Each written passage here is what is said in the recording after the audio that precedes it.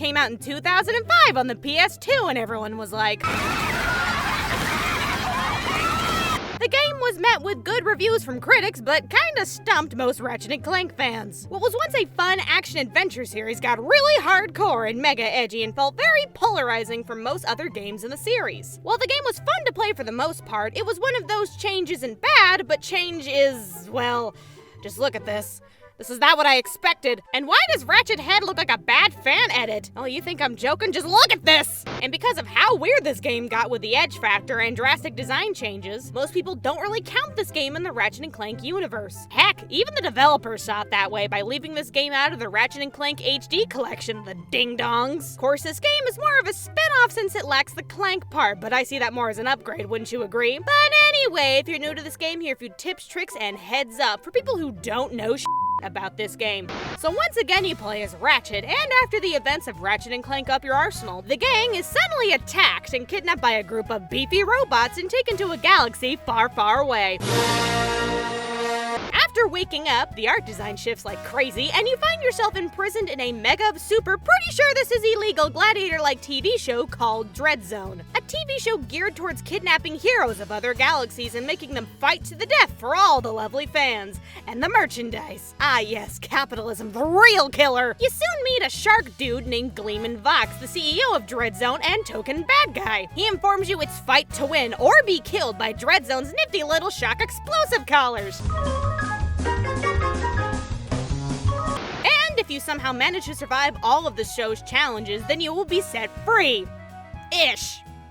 Maybe. Kinda.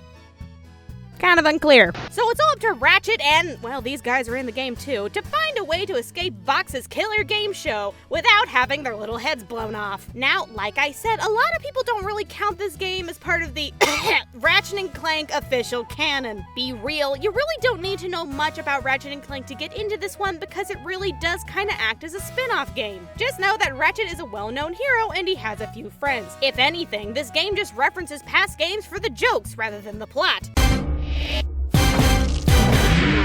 Jokes. Very, very fine-tuned jokes. Of course, the story is bare-boned. Ratchet just fights other top gladiators, and yeah, killing sure is fun and approved for all ages, and some nerd is gonna die. The real fun of the plot comes from the newscasters with What's-His-Face Dallas and Juanita. These hosts will constantly be heard throughout the game as you play, giving you plot points, explaining what you'll be doing during missions, and having cutscenes explaining the story. Basically, these guys are your bread and butter! Puns, jokes. I'm really trying here, guys. But it's important to listen to the crap they say, even if it gets a little repetitive. Like, guys, I get you can only record so many things, but oh my god! Run, Ratchet, run! Run, Ratchet, run! Run, Ratchet, run! Ratchet, run! Ratchet, run! So the game is broken up again into different planets similar to the past games, but there isn't that much free exploration anymore. And thank God, because I was getting real tired of explaining basically the same game design 3 McFrickin' times over. Links below for those 3 McFrickin' times. But kind of view each planet with a don't step on the grass signs everywhere. Instead of exploring planets to your little heart's content, you'll be completing missions in order to advance to other planets and eventually bing boom bam, you beat the game. And since this is supposed to be a TV show, you'll be doing a ton of different stuff to please the fans. The loud fans. The obnoxious snot-nosed fans. Why y'all gotta be so violent? My god. But the missions range from killing enemies in a certain amount of time, blowing stuff up, running around with tanks and bikes, spreading love, only using certain weapons for things, hacking devices, getting from point A to B to F to booty, and whatever the development team thought would be a cool idea that day. I don't know, use your imagination, you dink. Now each planet offers something different and keeps you on your toes, and rarely will you be doing the same mission twice. But what's nice is that as long as you complete all the missions on every planet, which is not that hard by the way, then moving on is a breeze and there will be no backtracking. So unless you have a problem with the checklist, you're all good.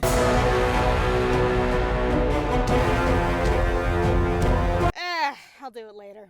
Alrighty, so unsurprisingly, this game sticks to the bang bang shoot 'em up gameplay this series is known for, but changes some basic mechanics. Minus the vehicle parts, this game is all shooting all the time. Of course, don't think you're home free. There is still a lot of jumping and there will be some major platforming sections, so get used to falling and timing stuff right. But there are barely, if any, puzzles, cause this is a game show and people came for the carnage, yeah! But all that aside, as you get money, you'll be able to buy new guns as they unlock, and yeah, it's a Ratchet and Clank game. I've covered this in past videos. How the guns work hasn't changed at all, but the amount of guns is noticeably smaller, but way more effective. Who knew death had so much variety? Now, I can say that all of the weapons are useful. Now, the guns upgrade with use, and even if you don't like certain weapons, I do recommend giving each weapon some equal loving, mainly because some of the missions will limit you to certain guns, and if you're under-leveled, it's been nice knowing you, sunshine. Ratchet, you had a good run, sweetheart. Of course, the game isn't just limited to Ratchet shooting stuff all the time. There will be constant missions where you use vehicles to do stuff, and they control like you think, but just remember,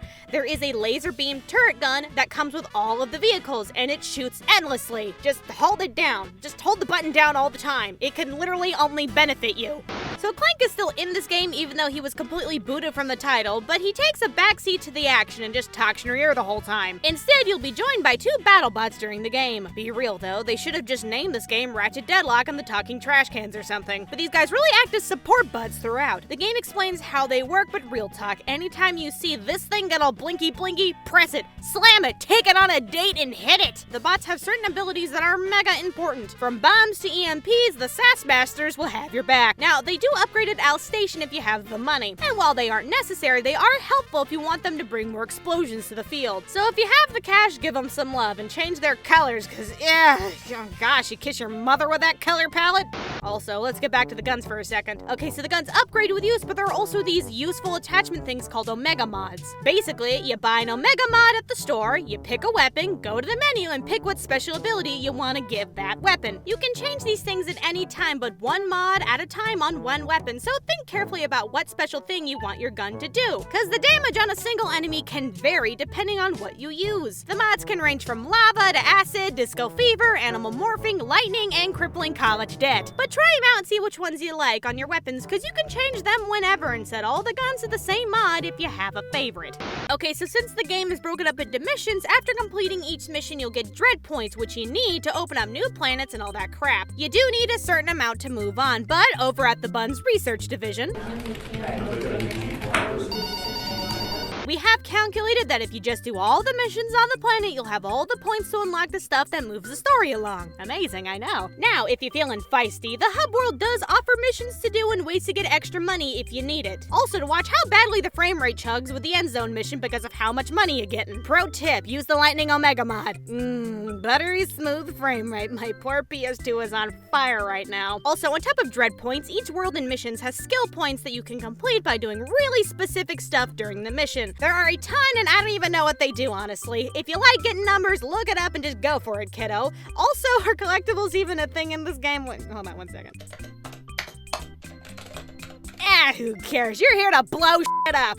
Okay, so here are a few tips and things you should know before you get started. The wrench upgrades are not a priority. You have guns for a reason. You can change the difficulty at any time in the game's startup menu. The dual Vipers are swiggity swooty. Also, use the shock mod. Just use it on something, anything. Please, just use it. Oh my god, it's very good. Shock mod. It's a little overpowered, guys. Oh my god. Your armor levels up as you complete big story missions, so don't worry about it. Holy crap, there's a lot of explosions. Oh my god, my eyes. Remember to buy ammo every chance you get, but then again, enemies drop ammo like crazy, so I don't know. Jump around a lot, you nerd, and use the extra goodies like the charge boots once you get them, because you'll probably forget you have them. Real talk, giant blue beams in the sky are your friend, and if you see one, that's probably your way to go. It's so pretty and majestic.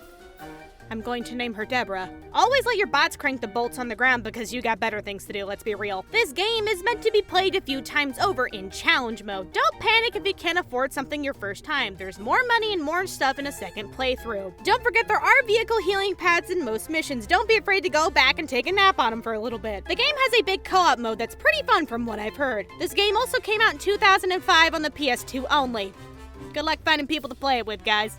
So while Ratchet Deadlocked was an extreme deviation from the series and tried really hard to be taken seriously with all that edge, at its core it's a really fun game that a lot of people kind of dismissed because of how different it was. And it's a real shame that more people didn't give this game credit in the long run because my gosh, it was a blast to play. But in the end, it's just a good game no one really gives a crap about anymore. And even though Insomniac themselves kind of want to forget about it since it's really never mentioned later again in the series, for those who did play it really got some mileage out of it. And I hope this Basics Beginner's Guide makes your gaming experience a little better. So please rate, comment, and subscribe, and I hope you have a fantastic day. Hey, how's it going? Did you like this video? Well, if you did, why don't you go watch another one, you nerd? Also, why don't you go follow me on Twitter so you can keep up to date on what's gonna happen next? Wanna watch me get the footage I need for these videos? Head on over to my Twitch so you can see me play games and talk to chat where no one is safe. If you have any tips for this game or any future games, please leave me a comment, tweet me, or send me a message. Later, you big nerds!